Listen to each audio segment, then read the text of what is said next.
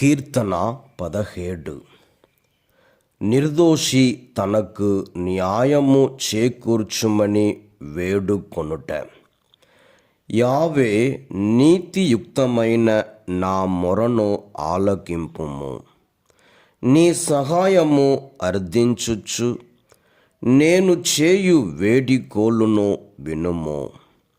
నా యందు కపటము లేదు కనుక నా ప్రార్థనను అంగీకరింపుము.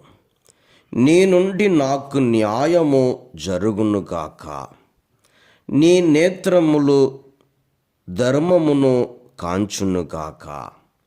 నీవు నా హృదయమును పరిశీలించిన రాత్రి వేళ నీవు నన్ను దర్శించిన, నీవు నన్ను పరీక్షించిన, నాయందు నీకెట్టి దురాలోచన కనిపింపదు.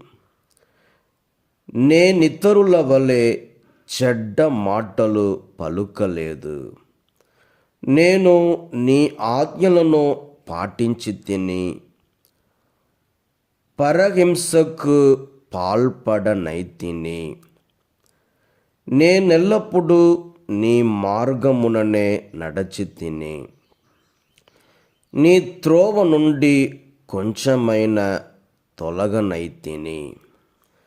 నీవు నా మొర విందువు కనుక నేను నీకు విన్నపము చేయుచున్నాను. నీవు చెవియొగ్గి నా పలుకు లాలింపుము. నీ శరణు చొచ్చిన వారిని నీవు రక్షింతువు. నీ అద్భుతమైన కరుణను నాకు చూపింపుము. నీ రక్షణమును బడసి మేము శత్రువుల నుండి తప్పించుకొందుము. నన్ను నీ కంటి పాపవలె కాపాడుము. నన్ను మోసము చేయు నా విరోధులు పట్టరాని ద్వేషముతో నన్ను చుట్టుముట్టుచున్నారు. దుష్టుల చేతికి చిక్కకుండునట్లు నన్ను నీ రెక్కల మరుగున దాచి ఉంచుము. వారికి దయ లేశమైనను లేదు. వారు గర్వముతో ప్రగల్భములు పలుకుచున్నారు. నేనెట్టు వెళ్ళినను వారు నా మీదికి వచ్చుచున్నారు. నన్ను కూలద్రోయవలెననియే వారి కోరిక.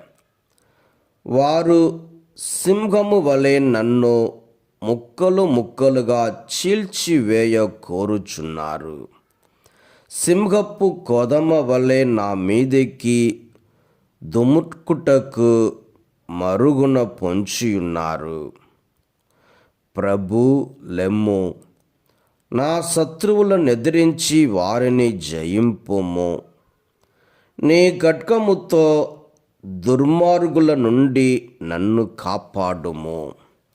నీ శక్తితో నన్ను ఈ దుష్టుల నుండి రక్షింపుము.